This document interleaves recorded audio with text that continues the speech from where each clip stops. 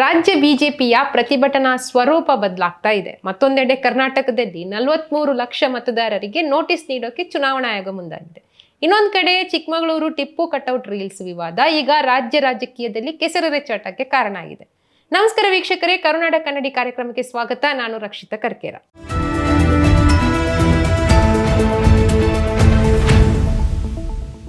ವೀಕ್ಷಕರೇ, ಹಾಗಿದ್ರೆ ಇವತ್ತಿನ ಮೊದಲ ಸುದ್ದಿ ನೋಡೋದಾದ್ರೆ, ರಾಜ್ಯ ಬಿಜೆಪಿಯ ಹೋರಾಟದ ಸ್ವರೂಪ ಬದಲಾಗ್ತಿದೆಯಾ ಅನ್ನೋ ಒಂದು ಪ್ರಶ್ನೆ ಮೂಡ್ತಾ ಇದೆ.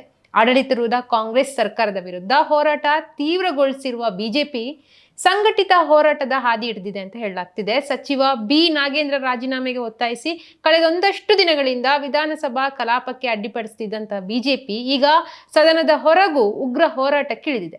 ಇದನ್ನೆಲ್ಲ ಗಮನಿಸಿದಾಗ ರಾಜ್ಯ ರಾಜಕಾರಣದಲ್ಲಿ ಪ್ರಮುಖ ವಿಪಕ್ಷ ಬಿಜೆಪಿ ತನ್ನ ಹೋರಾಟದ ದಿಕ್ಕು ಮತ್ತು ಸ್ವರೂಪವನ್ನೇ ಬದಲಾಯಿಸಿಕೊಳ್ತಿದ್ಯಾ ಅನ್ನೋ ಒಂದು ಪ್ರಶ್ನೆ ಮೂಡುತ್ತೆ. ಹಾಗಾದ್ರೆ ಬಿಜೆಪಿಯ ಹೋರಾಟದ ಈ ಶೈಲಿ ದಿಢೀರ್ ಬದಲಾವಣೆ ಆಗ್ಲಿಕ್ಕೆ ಕಾರಣ ಆದ್ರೂ ಏನು? ಅಮಿತ್ ಶಾ ತರಾಟೆಯೇ ಇದಕ್ಕೆ ಕಾರಣನ, ಅಥವಾ ಹೈಕಮಾಂಡ್ನ ನಾಯಕತ್ವ ಸರ್ಜರಿ ಭೀತಿಯಿಂದ ರಾಜ್ಯ ಬಿಜೆಪಿ ನಾಯಕರು ಎಚ್ಚೆತ್ಕೊಂಡಿದ್ದಾರಾ ಅನ್ನೋ ಒಂದು ಪ್ರಶ್ನೆ ಕೂಡ ಇಲ್ಲಿ ಮೂಡುತ್ತೆ. ಈ ಬಗ್ಗೆ ಸಂಪೂರ್ಣ ವಿವರ ನೋಡ್ತಾ ಹೋಗೋಣ. ರಾಜ್ಯದಲ್ಲಿ ಕಾಂಗ್ರೆಸ್ ಸರ್ಕಾರ ಅಧಿಕಾರಕ್ಕೆ ಬಂದು 3 ವರ್ಷ ಕಳೆದಿದೆ. ಈ 3 ವರ್ಷಗಳಲ್ಲಿ ಸರ್ಕಾರವನ್ನು ಇಕ್ಕಟ್ಟಿಗೆ ಸಿಲುಕಿಸಲಿಕ್ಕೆ ಬಿಜೆಪಿಗೆ ಸಾಕಷ್ಟು ಅವಕಾಶಗಳು ಎದುರಾಗಿದ್ದು, ಆದರೆ ಆಂತರಿಕ ಭಿನ್ನಮತದಿಂದಾಗಿ ಬಿಜೆಪಿಯ ಹೋರಾಟ ಹಲವು ಬಾರಿ ನಿರಾಸವಾಗಿತ್ತು. ಪಕ್ಷ ಕೈಗೆತ್ತಿಕೊಂಡಿರೋ ಹೋರಾಟಗಳು ತಾರ್ಕಿಕ ಅಂತ್ಯವನ್ನು ಕೂಡ ಕಂಡಿರಲಿಲ್ಲ. ಇದಕ್ಕೆ ವಿರುದ್ಧವಾಗಿ ಮೈತ್ರಿ ಪಕ್ಷ ಜೆಡಿಎಸ್ ಸರ್ಕಾರದ ಕೆಲವು ನಿರ್ಧಾರಗಳಿಗೆ ಬಲವಾದ ಪೆಟ್ಟು ನೀಡುವಲ್ಲಿ ಯಶಸ್ವಿಯಾಗಿತ್ತು. ಒಂದು ಹಂತದಲ್ಲಿ ಜೆಡಿಎಸ್ ಇಲ್ಲದೆ ಬಿಜೆಪಿ ಏಕಾಂಗಿ ಹೋರಾಟ ಸಾಧ್ಯನೇ ಇಲ್ಲ ಅನ್ನೋ ಸ್ಥಿತಿ ಕೂಡ ನಿರ್ಮಾಣ ಆಗಿತ್ತು. ಇದೀಗ ಈ ಪರಿಸ್ಥಿತಿಯನ್ನು ಬದಲಾಯಿಸಲಿಕ್ಕೆ ಬಿಜೆಪಿ ಮುಂದಾಗಿದ್ಯಾ ಅನ್ನೋ ಪ್ರಶ್ನೆ ಮೂಡಿದೆ. ಇದನ್ನ ಹತ್ತಿಕ್ಕುವಂತ ಕೆಲಸವನ್ನ ಮಾಡುವಂತದ್ದು ಪ್ರಜಾಪ್ರಭುತ್ವಕ್ಕೆ ಬರೆದ ದ್ರೋಹ. ಒಂಥರ ಎಮರ್ಜೆನ್ಸಿ ತರ ಇವತ್ತು ಮಾಡಿದ್ದಾರೆ. ಇಡೀ ವಿಧಾನಸಭೆ ಸುತ್ತ ಎಮರ್ಜೆನ್ಸಿ ತರ. ಈ ಕಾಂಗ್ರೆಸ್ ಅವ್ರಿಗೆ ಮಾನ ಮರ್ಯಾದೆ ಇಲ್ಲ. ಮಾನ ಮರ್ಯಾದೆ ಇದ್ರೆ ಬಂದು ರಾಜೀನಾಮೆ ತಗೊಂಡ್ಲಿ. ದಲಿತರನ್ನ ನುಂಗಿದಾರ ಇಲ್ಲ ಅಂತ ಹೇಳಿ, ಯಾಕೆ ಅರೆಸ್ಟ್ ಆದ ಅಂತ ಹೇಳಿ, ಯಾಕೆ ವಜಾ ಮಾಡ್ದ ಅಂತ ಹೇಳ್ಬೇಕಲ್ಲ. ಅವ್ರಿಗೆ ಬೋನಸ್ ಮೇಲೆ ಬೋನಸ್ ಕೊಡ್ತಾವ್ರೆ. ಅಂದ್ರೆ ಹಣ ನಾವೆಲ್ಲ ಹಂಚ್ಕೊಂಡಿದ್ದೀರಿ, ಅವನ್ನ ಬಿಡಲ್ಲ ನಾವು ಅಂತ ಹೇಳಿ ಒಂದು ಸ್ಪಷ್ಟ ಹಂಚ್ಕೊಂಡಿದ್ದೀರಿ. ಯಾಕಂದ್ರೆ ವಾಲ್ಮೀಕಿ ಹಗರಣದಲ್ಲಿ ಸಚಿವ ಬಿ ನಾಗೇಂದ್ರ ರಾಜೀನಾಮೆಗೆ ಒತ್ತಾಯಿಸಿ ಇಷ್ಟು ದಿನ ವಿಧಾನಸಭೆ ಕಲಾಪಕ್ಕೆ ಅಡ್ಡಿಪಡಿಸುತ್ತಿರುವ ಮೂಲಕ ಹೋರಾಟ ನಡೆಸುತ್ತಿದ್ದಂತ ಬಿಜೆಪಿ ಈಗ ಸದನದ ಹೊರಗೆ ಕೂಡ ಒಂದು ರೀತಿಯ ಉಗ್ರ ಪ್ರತಿಭಟನೆಗೆ ಮುಂದಾಗ್ತಾ ಇದೆ. ಹಾಗಿದ್ರೆ ನೀಟ್ ಪ್ರತಿಭಟನೆಯ ಮಾದರಿಯಲ್ಲಿ ಬಿಜೆಪಿ ಹೋರಾಟ ಮಾಡ್ತಿದ್ಯಾ ಅನ್ನೋ ಪ್ರಶ್ನೆ ಕೂಡ ಇಲ್ಲಿದೆ. ಈ ಹಿಂದೆ ನೀಟ್ ಅಕ್ರಮಕ್ಕೆ ಸಂಬಂಧಿಸಿದಂತೆ ಕಾಂಗ್ರೆಸ್ ರಾಷ್ಟ್ರ ಮಟ್ಟದಲ್ಲಿ ಚಾತ್ರೋಂಕಿ ಗೂನ್ಸ್ ಅನ್ನೋ ಒಂದು ಹೆಸರಿನಲ್ಲಿ ಪ್ರತಿಭಟನೆ ನಡೆಸ್ತಾ ಇತ್ತು. ಕಾಂಗ್ರೆಸ್ ಕೂಡ ಈ ಪ್ರತಿಭಟನೆಗೆ ಕೈ ಜೋಡಿಸಿತ್ತು. ಕೇಂದ್ರ ಸಚಿವ ಧರ್ಮೇಂದ್ರ ಪ್ರಧಾನ್ ರಾಜೀನಾಮೆಗೆ ಒತ್ತಾಯಿಸುವಲ್ಲಿ ಈ ಹೋರಾಟ ಪ್ರಮುಖ ಪಾತ್ರ ವಹಿಸಿತ್ತು. ಈಗ ಅದೇ ಮಾದರಿಯಲ್ಲಿ ಈಗ ಬಿಜೆಪಿ ಕೂಡ ಈ ಹೋರಾಟಕ್ಕೆ ಸ್ವರೂಪವನ್ನು ಬದಲಾಯಿಸಿಕೊಳ್ತಾ ಇದೆಯಾ ಅನ್ನೋ ಪ್ರಶ್ನೆ ಕೂಡ ಇಲ್ಲಿದೆ.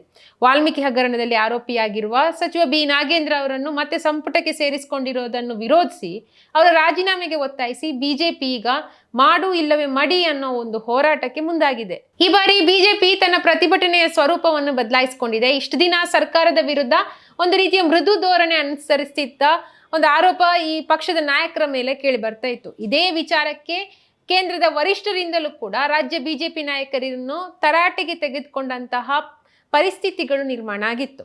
ಬಿಜೆಪಿ ರಾಜ್ಯಾಧ್ಯಕ್ಷ BY ವಿಜಯೇಂದ್ರ ಹಾಗೂ ಮಾಜಿ ಮುಖ್ಯಮಂತ್ರಿ BS ಯಡಿಯೂರಪ್ಪ ವಿರುದ್ಧ ಮೊದಲಿನಿಂದಲೂ ಒಂದು ಕತ್ತಿ ಮಸೀತಿರುವಂತಹ ಹಿರಿಯ ನಾಯಕರ ಟೀಕೆಗಳಿಂದಾಗಿ ಪಕ್ಷದೊಳಗಡೆ ಬಿಜೆಪಿ ವರ್ಸಸ್ ಬಿಜೆಪಿ ಅನ್ನೋ ಒಂದು ವಾತಾವರಣ ಸೃಷ್ಟಿಯಾಗಿತ್ತು. ಸರ್ಕಾರದ ಹಗರಣಗಳ ವಿರುದ್ಧ ಸಮರ್ಥ ಹೋರಾಟ ರೂಪಿಸದೆ ಆಡಳಿತ ಪಕ್ಷದೊಂದಿಗೆ ಮೃದು ಧೋರಣೆ ಅನುಸರಿಸಲಾಗ್ತಿದೆ ಅನ್ನೋ ಆರೋಪ ಕೂಡ ಕೇಳಿ ಬರ್ತಾ ಇತ್ತು.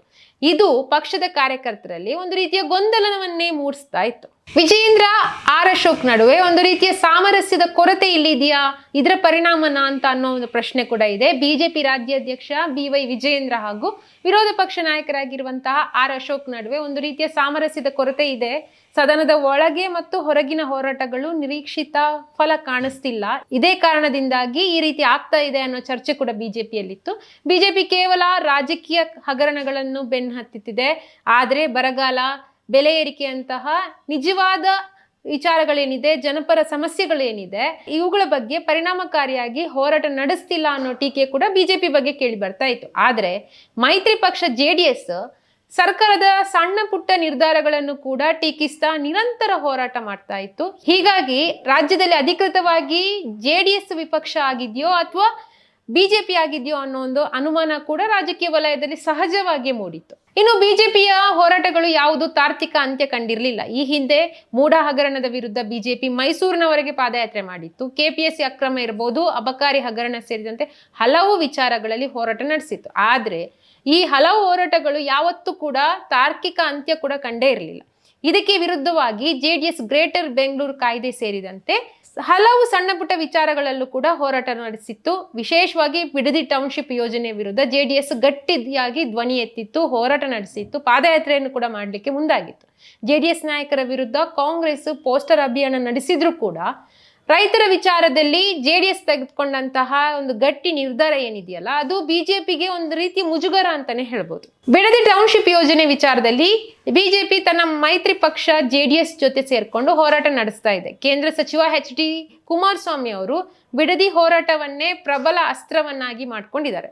ಒಂದೆಡೆ ಜನ ಹೋರಾಟ ಮಾಡ್ತಿದ್ರೆ, ಮತ್ತೊಂದೆಡೆ ಕಾನೂನು ಹೋರಾಟದ ಮೂಲಕ ಕೂಡ ಈ ವಿಷಯವನ್ನು ಒಂದು ತಾರ್ಕಿಕ ಅಂತ್ಯಕ್ಕೆ ಕೊಂಡೊಯ್ಯುವ ಪ್ರಯತ್ನವನ್ನು ಜೆಡಿಎಸ್ ಮಾಡ್ತಾ ಇದ್ದಾರೆ. ಹೋರಾಟದ ವಿಚಾರದಲ್ಲಿ ಜೆಡಿಎಸ್ ಪಕ್ಷದ ಮಾದರಿಯನ್ನೇ ಅನುಸರಿಸಿರುವ ಬಿಜೆಪಿ ಈಗ ಸಚಿವ ನಾಗೇಂದ್ರ ರಾಜೀನಾಮೆಗಾಗಿ ಸದನದ ಒಳಗೆ ಮತ್ತು ಹೊರಗೆ ಹೋರಾಟವನ್ನು ತೀವ್ರಗೊಳಿಸ್ತಾ ಇದೆ.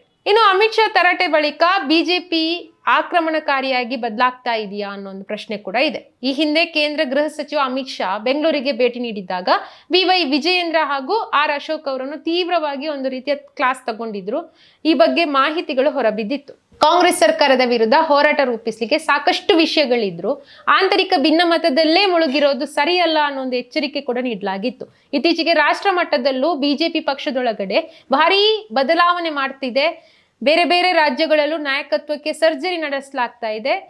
ಕರ್ನಾಟಕದಲ್ಲಿ ಮುಂಬರುವ ಸ್ಥಳೀಯ ಸಂಸ್ಥೆಗಳ ಚುನಾವಣೆಯ ದೃಷ್ಟಿಯನ್ನು ಇಟ್ಕೊಂಡು ಬಿಜೆಪಿ ಹೈಕಮಾಂಡ್ ರಾಜ್ಯ ಘಟಕದಲ್ಲೂ ಮಹತ್ವದ ಬದಲಾವಣೆ ತರಬಹುದು, ಈ ಸಾಧ್ಯತೆ ಕೂಡ ದಟ್ಟವಾಗಿದೆ. ಈ ಹಿನ್ನೆಲೆಯಲ್ಲಿ ಬಿಜೆಪಿ ನಾಯಕರಿಗೆ ತಮ್ಮ ಅಸ್ತಿತ್ವ ಮತ್ತು ಸಾಮರ್ಥ್ಯವನ್ನು ಸಾಬೀತುಪಡಿಸಿಕೊಳ್ಳೋದು ಒಂದು ಚಾಲೆಂಜ್ ಆಗಿದೆ ಈಗ. ಹೀಗಾಗಿಯೇ ಇಂದು ವಿಧಾನಸೌಧಕ್ಕೆ 3 ದಿಕ್ಕುಗಳಿಂದ ಮುತ್ತಿಗೆ ಹಾಕಲಿಕ್ಕೆ ಬಿಜೆಪಿ ನಾಯಕರು ಯತ್ನಿಸ್ತಿದ್ರು. ನಾಗೇಂದ್ರ ಅವರು 187 ಕೋಟಿ ಕಟ್ಟಿದ್ರ ಇಲ್ವೋ? ನಮ್ಮ ರಾಜೀನಾಮೆ ಕೇಳಲಿಕ್ಕೆ ಇದೇ ಕಾರಣ, ಬೇರೆ ಏನೂ ಇಲ್ಲ. ನಾಗೇಂದ್ರ ಅವರು ಒಂದು ಕಾರಣ ಪ್ಲೇ ಮಾಡ್ಲಿಕ್ಕೆ ಸ್ಟಾರ್ಟ್ ಮಾಡಿದ್ರು. ಇದನ್ನ ಮುಖ್ಯಮಂತ್ರಿಗಳಾಗಿರ್ತಕ್ಕಂಥ DK ಶಿವಕುಮಾರ್ ಅವರು ಹೇಳಲಿಕ್ಕೆ ಪ್ರಾರಂಭ ಮಾಡಿದ್ರು. ಪಾಪ ನಾಗೇಂದ್ರ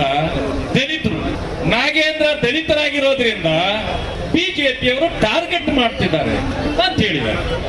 ಒಟ್ಟಿನಲ್ಲಿ ರಾಜ್ಯ ರಾಜಕಾರಣದಲ್ಲಿ ಬಿಜೆಪಿ ಹೋರಾಟದ ಶೈಲಿ ಬದಲಾಗ್ತಿದೆ ಅನ್ನೋದು ಮಾತ್ರ ಸ್ಪಷ್ಟ. ಜೆಡಿಎಸ್ ಮಾದರಿಯ ನಿರಂತರ ಮತ್ತು ಸಂಘಟಿತ ಹೋರಾಟದ ಮೂಲಕ ಕಾಂಗ್ರೆಸ್ ಸರ್ಕಾರದ ಮೇಲೆ ಒತ್ತಡ ಹೇರುವ ಪ್ರಯತ್ನಕ್ಕೆ ಬಿಜೆಪಿ ಈಗ ಮುಂದಾಗಿದೆ. ಸಚಿವ B ನಾಗೇಂದ್ರ ರಾಜೀನಾಮೆ ವಿಚಾರದಲ್ಲೂ ಕೂಡ ಬಿಜೆಪಿ ನಡೆಸುತ್ತಿರುವ ಈ ಹೋರಾಟ ಯಾವ ಹಂತಕ್ಕೆ ತಲುಪಲಿಕ್ಕಿದೆ? ಈ ಬಾರಿ ಬಿಜೆಪಿ ತನ್ನ ಹೋರಾಟಕ್ಕೆ ಒಂದು ರೀತಿಯ ತಾರ್ಕಿಕ ಅಂತ್ಯ ಕಾಣಿಸುತ್ತಾ? ಈ ಬಗ್ಗೆ ಎಲ್ಲ ನಾವಿನ್ನು ಮುಂದಿನ ದಿನಗಳಲ್ಲಿ ಕಾದು ನೋಡಬೇಕಾಗಿದೆ. ವೀಕ್ಷಕರೇ, ಆಗಿದೆ ಇವತ್ತು 2ನೇ ಸುದ್ದಿಯನ್ನು ನಾವು ನೋಡೋದಾದ್ರೆ, ಕರ್ನಾಟಕದಲ್ಲಿ ಮತದಾರರ ಪಟ್ಟಿಯ ವಿಶೇಷ ಸಮಗ್ರ ಪರಿಷ್ಕರಣೆ ನಡೀತಿದೆ. ಇದರ ಭಾಗವಾಗಿ ಮೊದಲ ಕರಡು ಮತದಾರರ ಪಟ್ಟಿ ಪ್ರಕಟಗೊಂಡಿದೆ. ಮುಖ್ಯ ಚುನಾವಣಾ ಆಯುಕ್ತ V ಅನ್ಬುಕುಮಾರ್ ಅವರು ಕರಡು ಪಟ್ಟಿಯನ್ನು ಬಿಡುಗಡೆ ಮಾಡಿದ್ದಾರೆ. ಈ ಪ್ರಕ್ರಿಯೆಯಲ್ಲಿ ಸುಮಾರು 43 ಲಕ್ಷ ಮತದಾರರಿಗೆ ಚುನಾವಣಾ ಆಯೋಗ ನೋಟಿಸ್ ನೀಡಲಿಕ್ಕಿದೆ.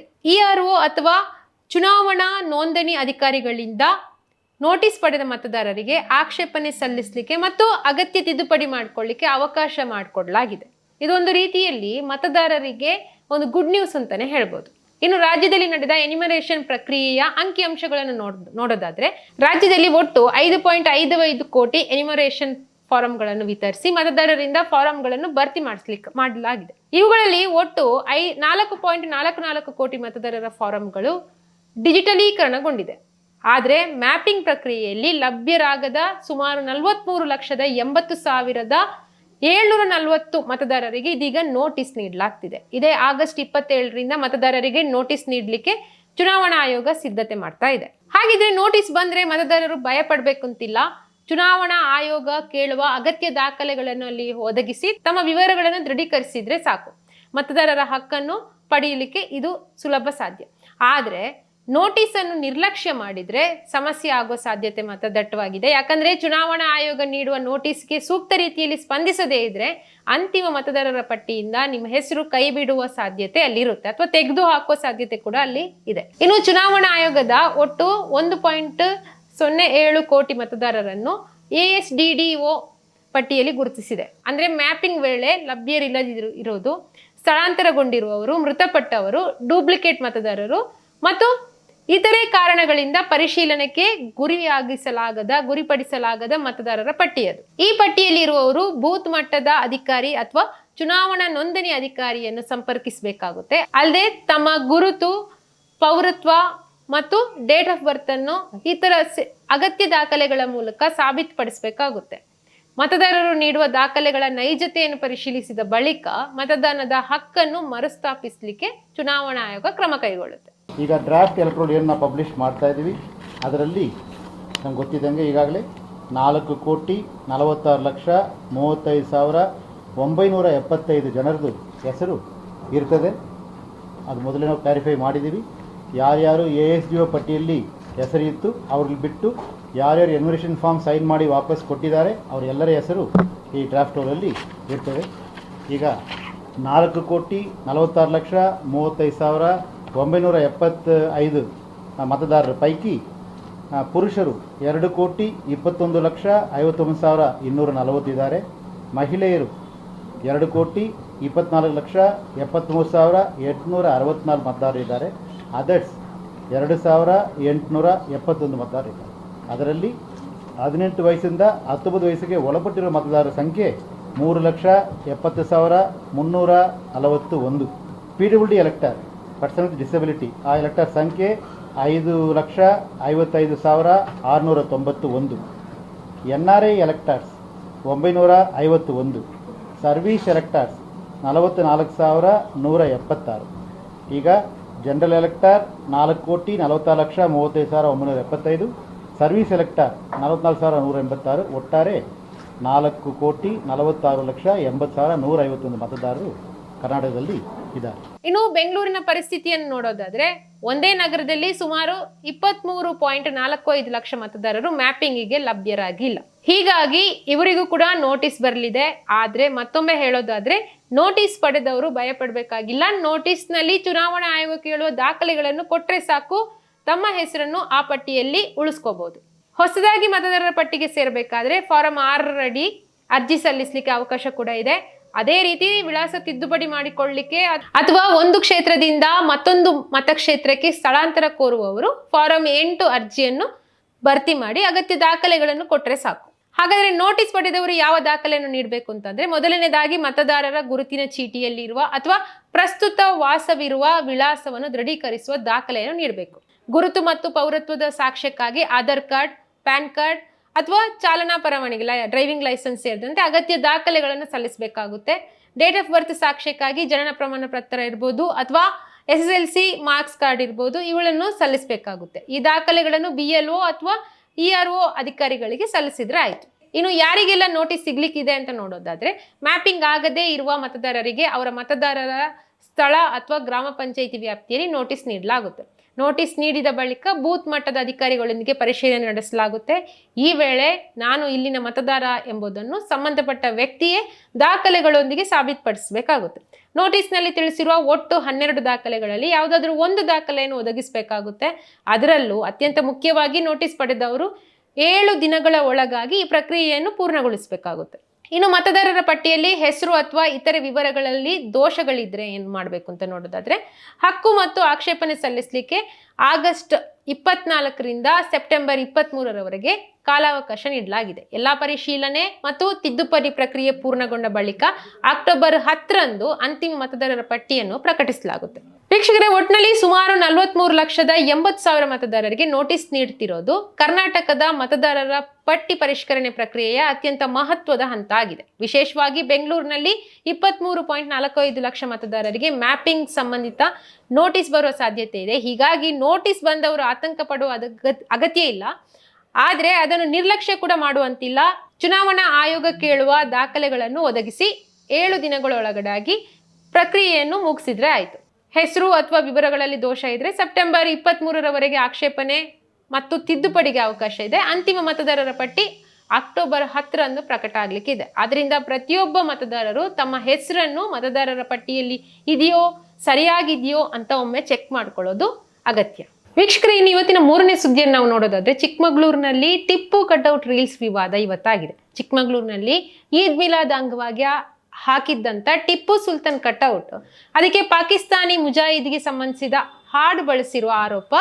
ಈ ರೀಲ್ಸ್ ಈಗ ಇಡೀ ರಾಜಕೀಯದಲ್ಲಿ ಒಂದು ಹೊಸ ಜಟಾಪಟಿಗೆ ಕಾರಣ ಆಗಿದೆ. ಬಿಜೆಪಿ ನಾಯಕ ಹಾಗೂ ವಿಧಾನ ಪರಿಷತ್ ಸದಸ್ಯ ಸಿಟಿ ರವಿ ಈ ವಿಡಿಯೋವನ್ನು ಸೋಷಿಯಲ್ ಮೀಡಿಯಾದಲ್ಲಿ ಶೇರ್ ಮಾಡಿಕೊಂಡು ರಾಜ್ಯದಲ್ಲಿ ಕಾನೂನು ಸುವ್ಯವಸ್ಥೆ ಎಲ್ಲಿದೆ ಅಂತ ಒಂದು ಪ್ರಶ್ನೆ ಮಾಡಿದ್ದಾರೆ. ಆದರೆ ಇಲ್ಲಿ ಮತ್ತೊಂದು ಗಂಭೀರ ಪ್ರಶ್ನೆ ಎದುರಾಗಿದೆ. ಈ ವಿಡಿಯೋ ನಿಜನಾ ಅಥವಾ ಸುಳ್ಳು ಮಾಹಿತಿಯೊಂದಿಗೆ ಸೋಷಿಯಲ್ ಮೀಡಿಯಾದಲ್ಲಿ ಹರಿದಾಡ್ತಿರುವಂತಹ ನಕಲಿ ವಿಡಿಯೋನಾ ಅನ್ನೋದು. ईद मिलाद का त्योहार है, उसकी वजह से चिकमंगलूर शहर का टिप्पू नगर में 40 फीट ऊंचा का कटआउट टिप्पू का कटआउट इंस्टॉल किया है. उसके साथ एक गाना गा रहा है. एक गाना में ऐसा है, हम पाकिस्तान का मुजाहिदीन है, गलती से ललकारेगा तो हम गाड़ देंगे, काट देंगे. हम उसको पूछना चाहता हूं, आप यहाँ के रहने वाला पाकिस्तान का मुजाहिदीन कहने का हिम्मत कौन दिया आपको? ऐसा कह करके देशद्रोह कर रहा है क्या?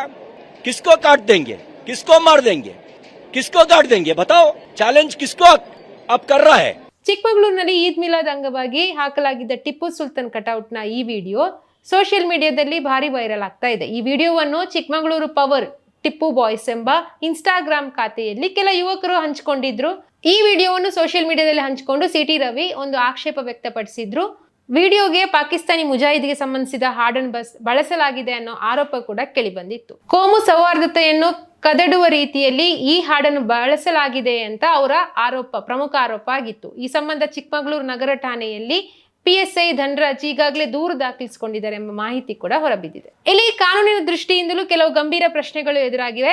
ಪಾಕಿಸ್ತಾನಿ ಮುಜಾಹಿದಿಗೆ ಸಂಬಂಧಿಸಿದ ಹಾಡನ್ನು ಬಳಸಿಕೊಂಡು ಸೋಷಿಯಲ್ ಮೀಡಿಯಾದಲ್ಲಿ ವಿಡಿಯೋ ಅಪ್ಲೋಡ್ ಮಾಡಿರೋದು ಕಾನೂನು ಬಾಹಿರವಾಗಿರ್ಬೋದು. ಆದ್ರೆ ಅದೇ ಸಮಯದಲ್ಲಿ ವಿಡಿಯೋದ ಹಿನ್ನೆಲೆಯನ್ನು, ನೈಜತೆಯನ್ನು ಪರಿಶೀಲನೆ ಮಾಡದೆ ಸೋಷಿಯಲ್ ಮೀಡಿಯಾದಲ್ಲಿ ಶೇರ್ ಮಾಡ್ಕೊಳ್ಳೋದು ಕೂಡ ಕಾನೂನಿನ ಅಡಿಯಲ್ಲಿ ಸಮಸ್ಯೆಗೆ ಕಾರಣ ಆಗ್ಬೋದು. ತಪ್ಪು ಮಾಹಿತಿ, ಸುಳ್ಳು ಸುದ್ದಿ ಅಥವಾ ಕೋಮು ಸೌಹಾರ್ದತೆಗೆ ಧಕ್ಕೆ ತರುವ ವಿಷಯಗಳನ್ನು ಸೋಷಿಯಲ್ ಮೀಡಿಯಾದಲ್ಲಿ ಹಂಚೋದನ್ನು ತಡಿಲಿಕ್ಕೆ ಮಾಹಿತಿ ತಂತ್ರಜ್ಞಾನ ಕಾಯ್ದೆ ಹಾಗೂ ಭಾರತೀಯ ನ್ಯಾಯ ಸಂಹಿತೆಯ ಅಡಿಯಲ್ಲಿ ಕಾನೂನು ಕ್ರಮಗಳಿವೆ.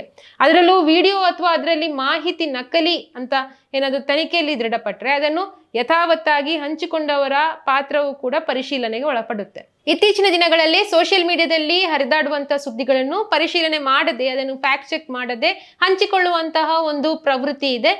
ಕೇವಲ ಸಾಮಾನ್ಯ ಜನರು ಮಾತ್ರ ಅಲ್ಲ, ಬಿಜೆಪಿ ಸೇರಿದಂತೆ ಹಲವು ರಾಜಕೀಯ ಪಕ್ಷದ ಮುಖಂಡರು ಸೋಷಿಯಲ್ ಮೀಡಿಯಾದಲ್ಲಿ ಹರಿದಾಡುವ ಮಾಹಿತಿಯನ್ನು, ಅದರ ನೈಜತೆಯನ್ನು ಪರಿಶೀಲನೆ ಮಾಡದೆ ಶೇರ್ ಮಾಡ್ತಾ ಇದ್ದಾರೆ. ಈ ಆರೋಪ ಈಗ ಕೇಳಿ ಬರ್ತಿದೆ. ಇಂತಹ ಸುಳ್ಳು ಅಥವಾ ತಪ್ಪು ಮಾಹಿತಿ ಕೋಮು ಸಾಮರಸ್ಯವನ್ನು ಕದಡಬಹುದು ಅಥವಾ ಸಮಾಜದಲ್ಲಿ ಆತಂಕ ಸೃಷ್ಟಿಸುವುದರ ಜೊತೆಗೆ ವಿವಿಧ ಕೋಮುಗಳ ನಡುವೆ ಒಂದು ಸಂಘರ್ಷಕ್ಕೆ ಕಾರಣವಾಗುವ ಸಾಧ್ಯತೆ ಇರುತ್ತೆ. ಇಲ್ಲಿ ಸಿಟಿ ರವಿ ಅವರ ಹಿಂದಿನ ಕೆಲವು ಸಾಮಾಜಿಕ ಜಾಲತಾಣಗಳ ಹೇಳಿಕೆಯ ಅಥವಾ ವಿವಾದಗಳನ್ನು ನಾವು ಗಮನಿಸಬೇಕಾಗುತ್ತೆ. ಕಳೆದ ಜುಲೈ ತಿಂಗಳಲ್ಲಷ್ಟೇ ಸಿಟಿ ರವಿ ಅವರು ಮುಲ್ಲಾಗಳಿಗೆ ಎದೆ ಸೀಳಿದ್ರೆ 3 ಅಕ್ಷರ ಇಲ್ಲ ಅನ್ನೋ ಒಂದು ವಿವಾದಾತ್ಮಕ, ನಿಂದನಾತ್ಮಕ ಹೇಳಿಕೆ ನೀಡಿದ್ರು. ಇದೇ ರೀತಿ ದೆಹಲಿಯಲ್ಲಿ ನಡೆದ ನೀಟ್ ವಿದ್ಯಾರ್ಥಿಗಳ ಪ್ರತಿಭಟನೆ ಸಂದರ್ಭದಲ್ಲಿ ಕೂಡ ಮತ್ತೊಂದು ವಿಡಿಯೋ ವಿವಾದವನ್ನು ಸೃಷ್ಟಿ ಮಾಡಿತ್ತು. ಬಿಹಾರದಲ್ಲಿ ನಡೆದ ರಸ್ತೆ ಅವಘಡದ ವಿಡಿಯೋವನ್ನು ತೋರಿಸಿ ಅದನ್ನೇ ನೀಟ್ ವಿದ್ಯಾರ್ಥಿಗಳ ಪ್ರತಿಭಟನೆಯ ದೃಶ್ಯ ಅಂತ ಸಿಟಿ ರವಿ ಅವರು ಹಂಚಿಕೊಂಡಿದ್ರು. ಈ ವಿಚಾರ ಕಳೆದ ಜುಲೈ 17ರಂದು ನಡೆದ ಫ್ಯಾಕ್ಟ್ ಚೆಕ್ ನಲ್ಲಿ ಸುಳ್ಳು ಸುದ್ದಿ ಅಂತ ಬಹಿರಂಗ ಆಗಿತ್ತು. ಇದಾದ ಬಳಿಕ ಸಿಟಿ ರವಿ ವಿರುದ್ಧ ದ್ವೇಷ ಭಾಷಣ ಪ್ರಕರಣ ಮಾತ್ರ ಅಲ್ಲದೆ ಸುಳ್ಳು ಸುದ್ದಿ ಹಂಚಿದ ಆರೋಪದಲ್ಲೂ ಕೂಡ ಪ್ರಕರಣ ದಾಖಲಿಸಬೇಕು ಅಂತ ಕಾಂಗ್ರೆಸ್ ಆಕ್ರೋಶ ವ್ಯಕ್ತಪಡಿಸಿತ್ತು. ಈ ಸಂಬಂಧ ಸಿಟಿ ರವಿ ವಿರುದ್ಧ ಪ್ರಕರಣ ಕೂಡ ದಾಖಲಾಗಿತ್ತು. ಹಾಗಾದ್ರೆ ರಾಜ್ಯ ಸರ್ಕಾರ ಸುಳ್ಳು ಸುದ್ದಿಗಳನ್ನು ತಡೆಯಲು ಯಾವ ಕ್ರಮಗಳನ್ನು ಕೈಗೊಂಡಿದೆ ಅಂತ ನೋಡೋದಾದ್ರೆ, ಸುಳ್ಳು ಸುದ್ದಿ ಮತ್ತು ತಪ್ಪು ಮಾಹಿತಿ ಪ್ರಸಾರವನ್ನು ನಿಯಂತ್ರಿಸುವ ಉದ್ದೇಶದಿಂದ ಕರ್ನಾಟಕ ಸರ್ಕಾರ ಕರ್ನಾಟಕ ತಪ್ಪು ಮಾಹಿತಿ ಮತ್ತು ಸುಳ್ಳು ಸುದ್ದಿ ನಿಷೇಧ ಮಸೂದೆ 2025 ಪ್ರಸ್ತಾಪಿಸಿತ್ತು. ಈ ಪ್ರಸ್ತಾವಿತ ಮಸೂದೆಯಲ್ಲಿ ಸುಳ್ಳು ಸುದ್ದಿ ಹರಡುವವರಿಗೆ ಗರಿಷ್ಠ 7 ವರ್ಷಗಳವರೆಗೆ ಜೈಲು ಶಿಕ್ಷೆ ಹಾಗೂ 10 ಲಕ್ಷ ರೂಪಾಯಿಗಳವರೆಗೆ ದಂಡ ವಿಧಿಸುವ ಕಠಿಣ ಕ್ರಮವನ್ನು ಒಳಗೊಂಡಿದೆ. ಆದ್ರೆ ಈ ಮಸೂದೆಯ ನಿಯಮಗಳು ನಕಲಿ ಸುದ್ದಿ ಅಥವಾ ಸುಳ್ಳು ಮಾಹಿತಿಯ ವ್ಯಾಖ್ಯಾನವನ್ನು ಸ್ಪಷ್ಟಪಡಿಸಲಿಲ್ಲ ಎಂಬ ಆತಂಕವನ್ನು ವಿಪಕ್ಷಗಳು ವ್ಯಕ್ತಪಡಿಸಿತ್ತು. ಈ ನಿಯಮಗಳನ್ನು ಸರ್ಕಾರದ ವಿರುದ್ಧ ಟೀಕೆ ಅಥವಾ ಭಿನ್ನಾಭಿಪ್ರಾಯಗಳನ್ನು ಹತ್ತಿಕ್ಕಲಿಕ್ಕೆ ಬಳಸುವ ಸಾಧ್ಯತೆ ಇದೆ ಅನ್ನೋ ವಾದ ಕೂಡ ಪ್ರತಿಪಕ್ಷಗಳದ್ದಾಗಿತ್ತು.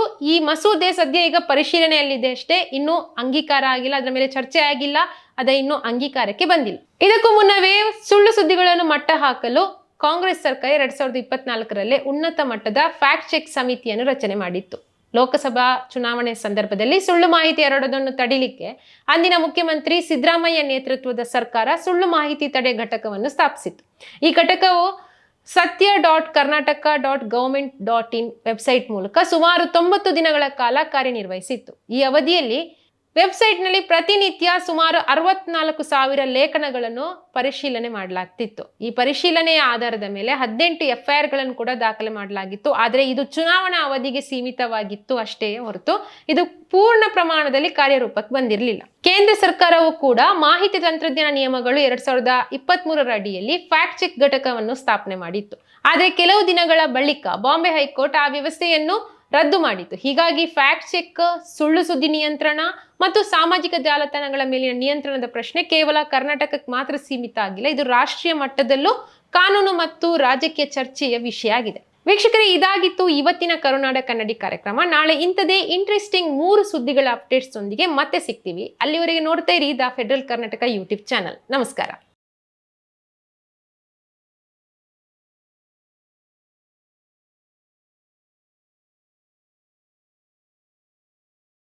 ಸುದ್ದಿ ಅಪ್ಡೇಟ್ಗೆ ಈಗಲೇ the federal Karnataka YouTube page ಅನ್ನು ಸಬ್ಸ್ಕ್ರೈಬ್ ಮಾಡಿ.